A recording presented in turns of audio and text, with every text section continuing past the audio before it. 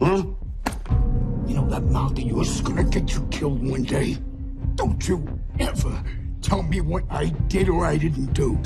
What in the hell did we just watch? Episode 6 didn't build tension. It took a sledgehammer to every alliance, every plan, and every ounce of peace Dwight thought he could buy in Tulsa. We're past favors, past warnings, past handshake deals. Now it's betrayal, arrests, blackmail, and blood in the water. And the craziest part? It's not even Dwight's enemies that scare me anymore. It's the so-called allies who suddenly discovered backbones, secrets, and exit strategies. This episode basically looked us in the eye and said, everything you thought was stable, it's gone. The war is happening. Deal with it. It's a possibility. Possibility? I want to share. To keep the peace. Yeah, to keep the peace. Because now the feds aren't stopping it. Dunmire can't control it. Dwight can't outrun it. And Tulsa, this wannabe empire Dwight tried to mold, is officially a battlefield. If episode 6 proved anything, it's this. There's no happy ending coming, no middle ground, and no Switzerland. You pick a side or you get crushed between the two. So buckle up, we're breaking down the betrayals, the ticking time bombs, the fallout, the Fed trap, and Dunmire's family civil war. Episode 6 is the match. The finale is the explosion. Let's talk about it. That was meant for me.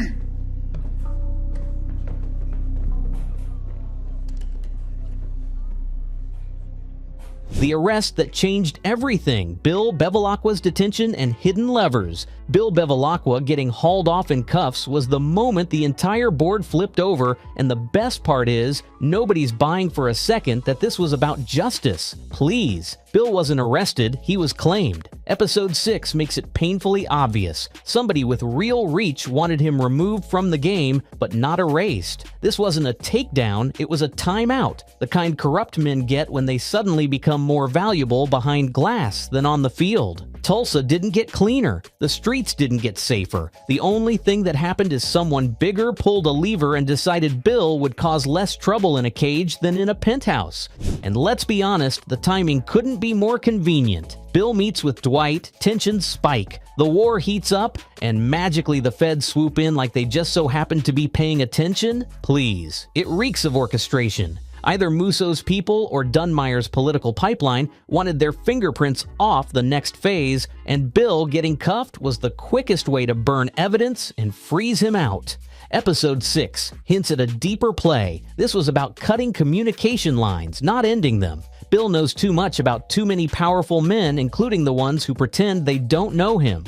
That makes him dangerous, and dangerous people don't get arrested, they get managed. Now, the real tension isn't what happens to Bill, it's who gains from him being silent. You can practically smell the panic spreading through Tulsa's elite circles, because Bill behind bars is still leverage, just leverage somebody else now controls. Dwight just lost a potential ally, Dunmire lost a fixer, and Muso may have just gained a very loud, very desperate bargaining chip. Episode 6 turned Bill into a pressure cooker, and whoever has the key to that cell is about to dictate the next explosion. The arrest didn't end anything. It activated the next stage of the war. I think you lost your mind on it. But let me tell you something right now. Dunmire's son's silent revolt, the good son who questioned his father first. Dunmire has muscle, money, and a talent for spilling blood, but the one thing he can't intimidate, bribe, or bulldoze is his own son's conscience. Episode 6 barely had to spell it out. The kid is done, pretending dad is some noble crusader cleaning up Tulsa. You can see it in his eyes, that quiet disgust, that what are we even doing? Energy. While Dunmire is busy trying to win a war with threats and body bags, his son is the first character in that family to actually recognize the cost. Not just the bodies stacking up, but what it's turning them into. He's the only Dunmire who still has a soul, and that makes him dangerous to his father.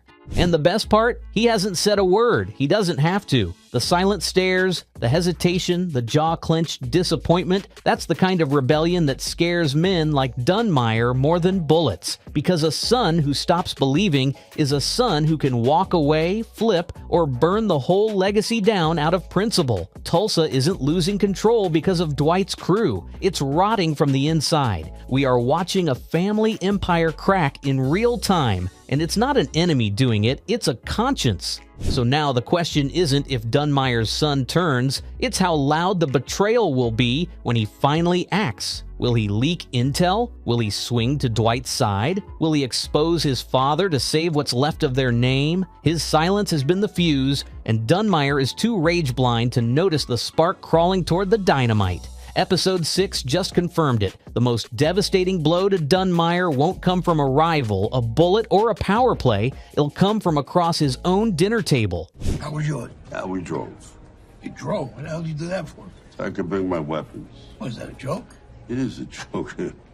The distillery deal fallout. From launch party to public disaster, the distillery was supposed to be Dwight's big legit moment, the victory lap, the ribbon cutting, the shining symbol that he wasn't just some exiled mobster with a cigar and a temper, but instead of a launch party, episode 6 turned it into a public catastrophe, the kind you can't bury with charm or PR smiles. Overnight, Dwight's clean dream became a dirty headline, and every rival in Tulsa smelled blood in the water. The distillery wasn't just attacked, it was publicly humiliated, and in this world, humiliation is deadlier than bullets.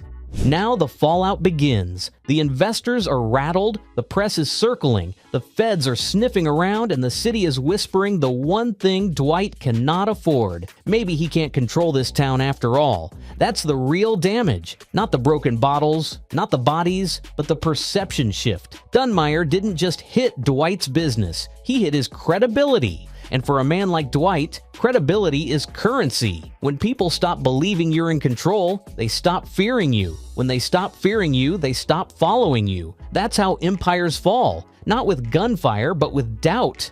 And the cherry on top? This disaster didn't just wound Dwight's public image, it shattered his internal one. The crew is shaken, trust is fractured, and everyone is suddenly asking the question Dwight hates most. Are we actually winning? The distillery was supposed to be the start of Dwight's legacy.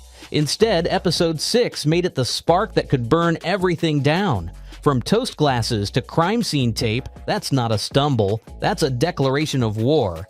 The Fed's quiet strategy. Are they letting Dwight self-destruct? While Dwight is busy trading punches with the Dunmires in broad daylight, the feds are sitting back like smug chess players who already know how the match ends. Episode 6 makes one thing painfully clear. The government isn't trying to stop the chaos. They're letting it burn. Why kick down doors or make flashy arrests when Dwight is doing their work for them? Every gunshot, every retaliation, every headline creates the perfect narrative. Dwight Manfredi, menace, not businessman. Sometimes the most aggressive strategy is no strategy at all, and the feds are playing possum with a purpose. By letting Dwight explode publicly, they don't have to prove he's a criminal, they just have to film him looking like one. The distillery fiasco, the gang war tension, the bodies, the retaliation, it all gives federal agencies ammunition. They never had to load themselves. They want Dwight angry. They want him impulsive. They want him to bury himself in his own self-defense violence until they can stroll in at the perfect moment, toss a warrant on the table, and say, "Look what you did to yourself." No raids, no scandals, no blowback. And the worst part? It's working. Dwight thinks he's fighting a war in Tulsa, but the real battle is the one he doesn't see. While he bleeds in the streets, the feds are writing the finale from a conference room. He's being nudged, cornered, and provoked into becoming the villain they need him to be on paper. The question now isn't if they'll make their move, it's whether Dwight will realize he's in a trap before he pulls the final pin himself. Tulsa's wildcard surge, opportunists, strays, and the deserted upper rungs. With episode 6, Tulsa has officially turned into a feeding frenzy, and the moment the big men started bleeding, every stray, every wannabe kingpin, and every forgotten middle-tier hustler smelled an opening. That's the thing about power. Once the top rungs of the ladder start rotting, the wild cards climb. Now that Dwight is on the defensive and Dunmire's empire is cracking from the inside, Tulsa is becoming a street-level gold rush. Tattoo shop punks, biker remnants, ex-associates, freelance hitters, everyone's circling the scraps like it's Black Friday for crime. These aren't seasoned operators with rules, hierarchy, or codes. These are strays, opportunists, and chaos merchants. They don't want to build anything. They want territory, money, and momentum. And with the Dunmire dynasty distracted and Dwight knee-deep in betrayal, Tulsa is at its most vulnerable, not from the big dogs, but from the scavengers. This is the ugly, overlooked side of a power vacuum. When the throne wobbles, it's not always a rival king who jumps first. Sometimes it's the rats who inherit the castle. And the danger here is simple. Dwight can't fight a shadow war on 10 fronts. He can punch a Dunmire. He can read a Fed. But how does he battle dozens of no-name vultures with nothing to lose and everything to gain? Season 3 just shifted into a full-blown scramble for Tulsa, and the throne he thought he was solidifying is suddenly surrounded by hyenas. If Episode 6 proved anything, it's this. The real threat might not be the empire he's fighting, it might be the swarm waiting underneath it. Final moments before the explosion. Episode 6 as the trigger for the war's endgame. Episode 6 didn't just progress the story, it lit the fuse and tossed the match back in Tulsa's face. Every final moment in that closing stretch was less about what happened and more about what can't be undone now. Dwight's allies are scattered, Dunmire's house is leaking from the foundation, the feds are circling without lifting a finger, and the streets are filling with vultures who suddenly believe the crown is up for grabs. If this episode were a chessboard, it's the moment where both players stop pretending they're playing strategy and start flipping pieces off the table. What makes that final stretch so brutal is how quiet the trigger was. No massive shootout, no operatic betrayal monologue, just small decisions, whispered conversations, and one power play too many. And now, nobody can retreat. Not Dwight, not Dunmire, not the wildcard faction sniffing blood. Episode 6 is the moment the show basically said, there will be no truce. There will be no clean ending. Somebody has to burn. We're past negotiation, past bluffs. This is the point in the war where survival replaces ambition. And that last beat, that calm before the fire stillness, is exactly why Episodes 7 and 8 are going to be carnage. Dwight has nothing left to protect but pride and blood. Dunmire has nothing left to lose but control. And the city around them? It's about to become the battlefield, not the backdrop. Episode 6 isn't a trigger, it's the detonation timer, and once it hits 0, the season locks itself into an endgame where someone with a main title credit isn't walking out alive. If Episode 6 is the moment everything broke, then Episodes 7 and 8 are clearly where bodies hit the floor. The question now isn't can Dwight win, it's who is he willing to bury to win. And after tonight, it feels like everyone is on that list. Tulsa has turned into a power vacuum with a pulse, and every rat, hustler, gangster, politician, and Fed is closing in for their bite.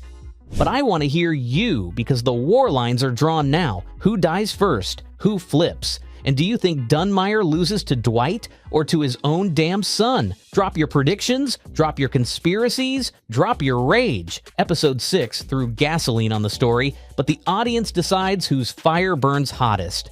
If you're locked in for this endgame, smash that like button, hit subscribe, and I'll see you in the Episode 7 breakdown, because peace is dead, alliances are dead, and by the end of this season, somebody else will be too.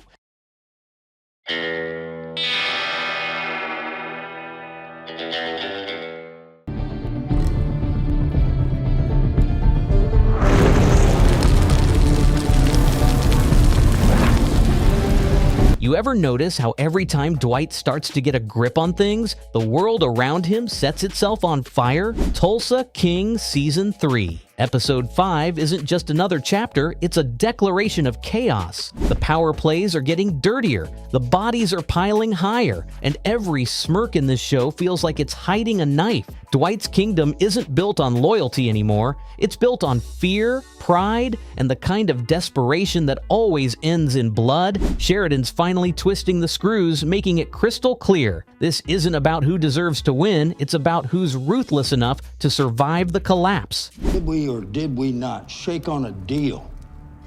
It was a bad deal, Jeremiah. For me and for my family. This episode feels like a lit fuse disguised as a conversation. Everyone's talking, scheming, pretending to play nice, while quietly deciding who to feed to the wolves first. The alliances we thought mattered are splitting. The feds are tightening their grip. And Dwight? He's starting to look less like the boss and more like the next target. This is the kind of storytelling where every handshake is a setup. Every favor comes with a price, and every trust me sounds like a eulogy waiting to be written. There's nothing you can take from me that I can't take back, Mr. Manfredi. Please remember that. Well, I remember. Cole's death fallout. Who's dragged into the war? Now, Cole Dunmire's death wasn't just another bullet-riddled body on the side of the road, it was a declaration of war wrapped in bourbon and blood. The way that scene played out felt like the final nail in whatever peace Dwight thought he could negotiate with the Dunmires. Cole wasn't just some disposable thug, he was Jeremiah's son, the face of old money trying to coexist with new muscle. And when you kill the bloodline, you don't just break a man, you burn his entire family tree. Now, the question isn't if Jeremiah strikes back, it's how violently and how public. Dwight might have thought he was sending a message, but in Tulsa, every message gets rewritten in gunfire. Jeremiah is an old family friend. Well, it's good to have friends. Can I ask you what this guy is giving you, this Dunmire? The fallout is spreading faster than the smoke from a backroom poker fire. Dwight's crew is caught in the middle. Bodie's trying to keep the crypto empire clean. Mitch is counting the cost in body bags, and even Tina might start realizing that her father's sins are the kind that come with compound interest. The Dunmires aren't just coming for blood, they're coming for reputation, assets, and territory. You don't kill a Dunmire and walk back into your bar like nothing happened. Not when half the city's vultures are already circling, waiting for Dwight to slip. The bourbon might be recovered, but the cost? That tab hasn't even started. What's more chilling is how quiet Dwight is about it. That silence isn't peace, it's calculation. He knows this isn't just a revenge cycle, it's a chain reaction that's going to drag everyone from the FBI back into the ring. And when the bullets start flying again, the Dunmires won't be the only ones catching strays. Someone's about to flip sides, someone's going to fall, and Dwight might realize too late that he's not the only one who knows how to play the long game. Because in Tulsa, the real war doesn't start with a trigger, it starts with a grudge. Do you know something that we don't know?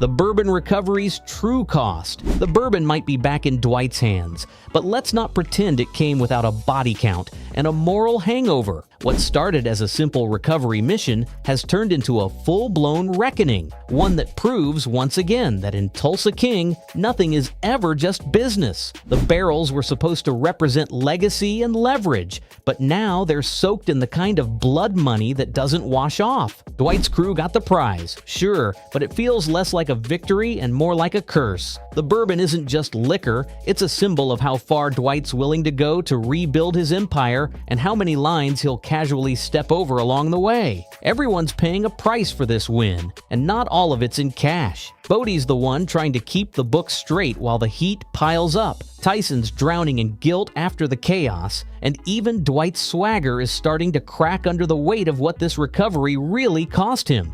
The Dunmires aren't done. The feds are sniffing around. He's watching, grinning, knowing Dwight just gave him the leverage he's been waiting for. Because the thing about a prize like this is, once it's back in your possession, everyone suddenly wants a piece. And maybe that's the true genius or tragedy of Dwight Manfredi. He's the kind of man who mistakes control for survival, even when it's slipping through his fingers. This bourbon recovery was supposed to be a statement, I'm still the king. But now it's looking more like a warning shot that woke up every rival, every Fed, every ghost he's been trying to outrun since he landed in Tulsa. The barrels might be full, but the real question is, how much longer can Dwight stay, standing before he drowns in what's inside them? When it comes to my people and you hurt them, I will snatch away your meaningless existence. Tyson's fate and return, alive, missing, or used as a pawn. Tyson's absence has become the quiet earthquake shaking Dwight's empire from underneath.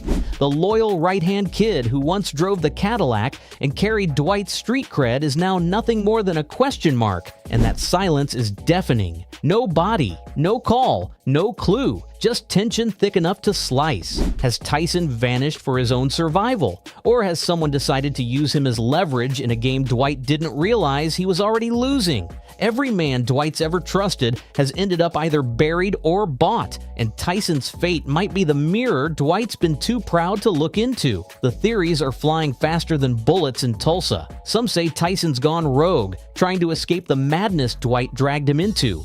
Others whisper he's in Dunmire's pocket, fed lines and threats until loyalty became too expensive to afford. And then there's the darkest possibility that the feds found a way to turn him into their silent weapon, the one who can take Dwight down without ever pulling a trigger, because nothing cuts deeper than betrayal from someone you once treated like a son. If Tyson does resurface, it won't be clean. He's either broken, brainwashed, or burning for revenge. And knowing how Tulsa King plays the long game, his return won't be a reunion. It'll be a reckoning. Dwight might think he's fighting a war against Dunmire, but the real battle could be the one walking back into his life wearing the face of the kid who once believed in him. The question isn't if Tyson's coming back, it's what or who he'll be when he does. Cleo, Bodie, and crew line fractures. The cracks in Dwight's empire aren't just showing, they're splitting wide open. Cleo, Bodie, and the rest of the Tulsa crew are starting to look less like a tight-knit family and more like a ticking time bomb of conflicting loyalties. What once ran on loyalty and shared ambition now runs on fear, paranoia, and whispered conversations behind closed doors. Dwight might be the king, but his court is restless, and it's starting to feel like everyone's waiting for someone else to make the first betrayal. Cleo's composure is crumbling under the pressure. The once unshakable conciliere has been forced into the role of crisis manager, cleaning up Dwight's messes while questioning how far she's willing to follow him into this chaos. Meanwhile, Bodhi's tech-driven detachment is starting to look like cowardice in a world where blood is currency. He's a man who built his fortune on crypto, not corpses, and as the Dunmire War intensifies, that difference might get him killed. These aren't the same people who stood shoulder to shoulder with Dwight in Season 1. They're fractured, bruised, and realizing loyalty has a price tag they might no longer afford. Every empire falls from within, and Tulsa King is teeing up that implosion in slow motion. Dwight's old-school code is colliding with modern opportunism, and Cleo and Bodhi are the collateral damage of that culture clash. The question isn't whether someone will break rank, it's who does it first. Because when your kingdom is built on crime, pride, and misplaced loyalty, even your most trusted soldiers eventually start planning their exit strategy.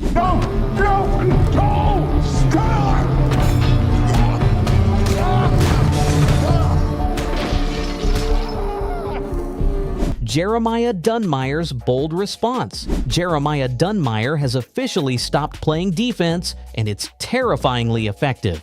The man's gone from strategic manipulator to full-blown executioner in a three-piece suit. His response to Dwight's latest power move isn't loud or reckless. It's surgical, cold, calculated. Dunmire's not throwing punches, he's cutting off oxygen. Whether it's through financial chokeholds, political pressure, or pulling strings in places Dwight didn't even know had strings, Jeremiah's showing why old money doesn't need muscle, just patience and precision. And that's the nightmare for Dwight. Because while he's still trying to run Tulsa like a street operation, Dunmire's running it like a corporation with lawyers instead of hitmen, contracts instead of bullets. He's tightening every screw, buying out allies, turning resources against him, and waiting for Dwight to implode under his own weight. The bourbon distillery deal might have been the first spark, but Jeremiah's response proves he's willing to burn burn down the whole city to make a point. This isn't just business anymore. It's a chess match between two kings from different worlds. Dwight's fighting like it's 1985. Jeremiah's fighting like it's Wall Street 2025. And the scary part? Dunmire's starting to look like the future. If Dwight doesn't adapt fast, the Tulsa King crown might end up collecting dust on someone else's desk.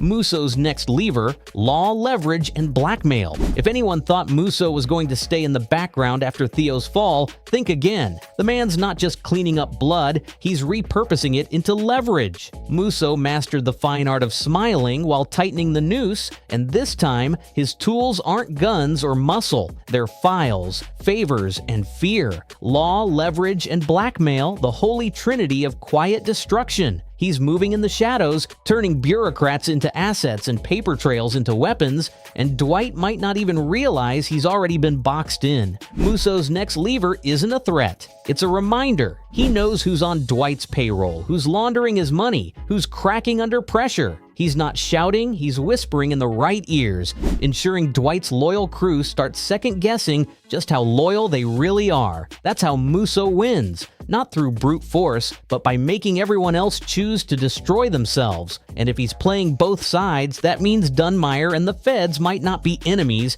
they're just two tools in Muso's personal toolbox. At this point, Muso isn't fighting for territory, he's fighting for control of the narrative. And in a city full of outlaws, politicians, and wannabe kings, the one pulling the strings behind closed doors is the one who truly runs it all. Dwight thinks he's facing Dunmire. He's wrong. Muso's playing a longer game, and if Dwight doesn't learn fast, he's about to become the punchline in Muso's victory toast. Family as leverage, Tina's role rising. Tina's gone from collateral damage to tactical weapon, and whether she knows it or not, every player in Tulsa is circling her name like a hawk.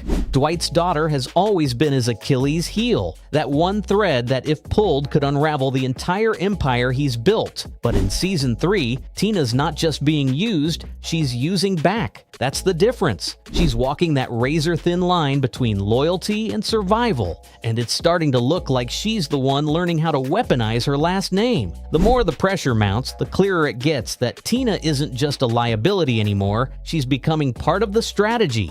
Dunmire knows it, Muso knows it, even the feds know it. Family equals control, and the more Dwight tries to protect her, the more vulnerable he becomes. Tina's anger, grief, and disillusionment are now the perfect storm, and if someone decides to exploit it, whether it's through business, blackmail, or emotional persuasion, it could make or break the entire Tulsa operation. What makes this angle so dangerous is that Tina's finally stepping out of the background, not as the daughter of a mobster, but as a player in her own right. The question isn't whether Dwight can save his family this time, it's whether Tina even wants saving. Because if her father's war has taught her anything, it's that power doesn't just corrupt, it seduces. And for the first time, Tina might be ready to play the game on her own terms. Who dies, who survives, the body count will shift. If there's one thing Tulsa King does better than any other Taylor Sheridan show, it's reminding you that nobody's safe, not even the ones who think they're running the game. Season 3 has been slowly tightening the noose around Dwight's neck, but Episode 5 feels like the point where that noose gets shared.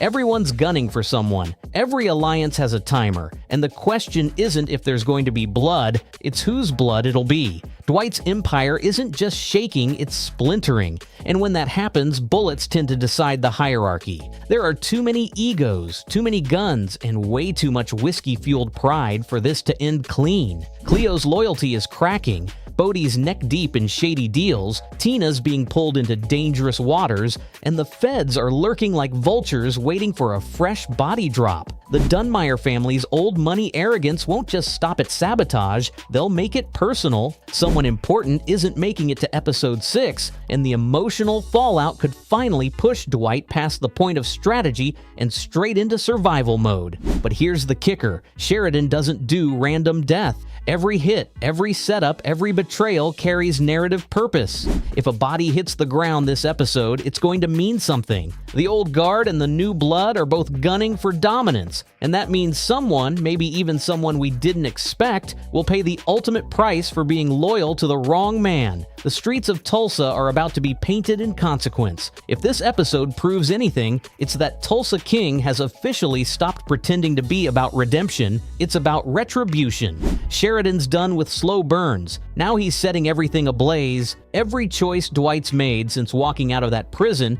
is circling back to collect, and the interest rate is blood. By the time this war hits full swing, there won't be a clean exit, just survivors counting their scars, and that's the beauty of it. Tulsa King isn't showing us how empires are built, it's showing us how they rot from the inside. If you thought Dwight could outsmart the storm, think again. The walls are closing in, and every ally he has might already be holding the match. Season 3 isn't about power anymore, it's about punishment. And Dwight, he's running out of people left to blame.